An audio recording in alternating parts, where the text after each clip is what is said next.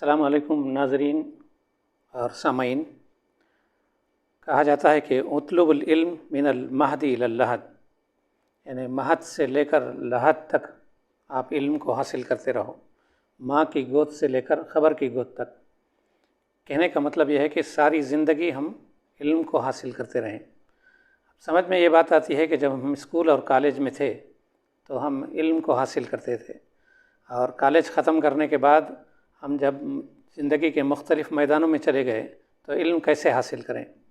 یہ علم ہم کو کتابوں سے حاصل ہوگا، کتب بینی، کتابوں کا مطالعہ کرنا۔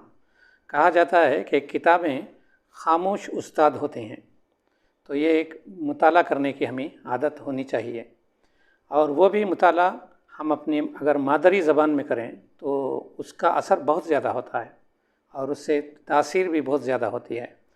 تو لہٰذا ہماری مادری زبان اردو ہے، تو ہم اردو میں اگر کتابوں کا مطالعہ کریں تو وہ ہماری زندگی کے لیے بہت زیادہ اچھا ہوگا۔ اس ضرورت کو پورا کرنے کے لیے حکومت ہندوستان کی طرف سے مرکزی حکومت نے ایک شعبہ بنایا ہے، national council for the promotion of Urdu language, قومی کونسل برائے فروغ اردو زبان۔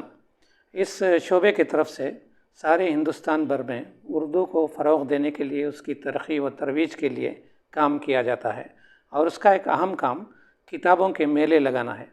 اور اب تک اس شعبے کے ذریعے سے تقریباً 24 مقامات میں سارے ہندوستان کے اندر میلے لگائے گئے، اور 25واں میلہ جب لگانے کا موقع آیا تو قومی کونسل نے وانمباڑی کو منتخب کیا اور اسلامیہ کالج کو منتخب کیا۔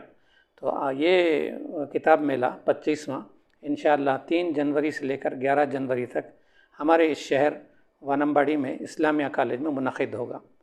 یہ بہت بڑا اعزاز ہے ہمارے شہر کے لیے، ہمارے ادارے کے لیے، بلکہ اس پورے اردو بولنے والے علاقے کے لیے، تو اس کا بھرپور فائدہ ہمیں اٹھانا چاہیے۔ اس کتاب میلے میں ہندوستان بھر کے مختلف جو ناشرین ہیں، پبلشرز ہیں اردو کتابوں کے، وہ آئیں گے اور وہ یہاں پر اپنا اسٹال لگائیں گے۔ اب تک تقریباً 100 کے قریب اسٹالز بک ہو چکے ہیں اور لوگ یہاں پر آنے والے ہیں۔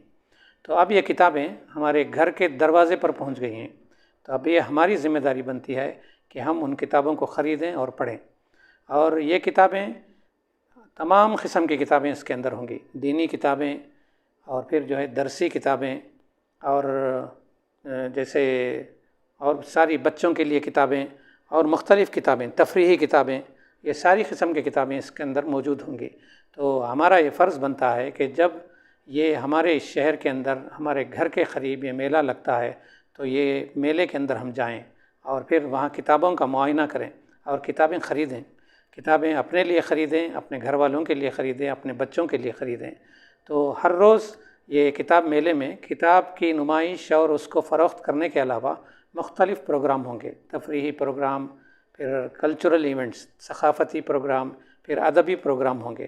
تو میں آپ سے گزارش کرتا ہوں کہ آپ اس میلے کے اندر آئیے، کتابوں کو خریدیے اور ان تمام پروگراموں میں بھی حصہ لیجیے۔ پروگرام جیسے کل ہند مشاعرہ ہوگا، تمثیلی مشاعرہ ہوگا، بیت بازی ہوگی، اور داستان گوئی کی ایک نشست ہوگی۔ آپ جتنے قسم کے پروگرام دے سکتے ہیں ادبی، وہ سارے پروگرام اس کے اندر ہوں گے۔ تو میں آپ سے گزارش کرتا ہوں کہ روزانہ اس پروگرام کے اندر بھی آپ شامل رہیے، کتابوں کو بھی دیکھیے اور کتابوں کو بھی خریدیے، خرید کر کے پڑھیے۔ آج ہماری نئی نسل اردو سے نابلد ہوتے جا رہی ہے، تو ان کو اردو سے قریب کرنے کے لیے یہ ایک بہترین موقع ہے کہ ہم اپنے بچوں کو لائیں اور دکھائیں کہ اردو زبان آج بھی اپنی اصل حیثیت میں باقی ہے۔ تمام اسباق اور تمام جو ہے شعبے اس اردو زبان کے اندر یہ کتابیں لکھی گئی ہیں، ان تمام کتابوں کو آپ پڑھ سکتے ہیں۔ آج کی جدید جو انفارمیشن ٹیکنالوجی ہے اس کے لیے بھی کتابیں اس کے اندر موجود ہیں۔ تو میں پھر سے آپ سے گزارش کرتا ہوں کہ آپ اس میلے کے اندر تشریف لائیے، اس کے پروگراموں میں حصہ لیجیے، اور زیادہ سے زیادہ کتابیں خرید کر کے اپنے گھر میں جا کر رکھیے، اور اپنے بیوی بچوں کو اور آپ کے جتنے بھی حلقہ اثر میں لوگ ہیں ان سب کو پڑھانے کی کوشش کیجیے۔ السلام علیکم ورحمۃ اللہ وبرکاتہ۔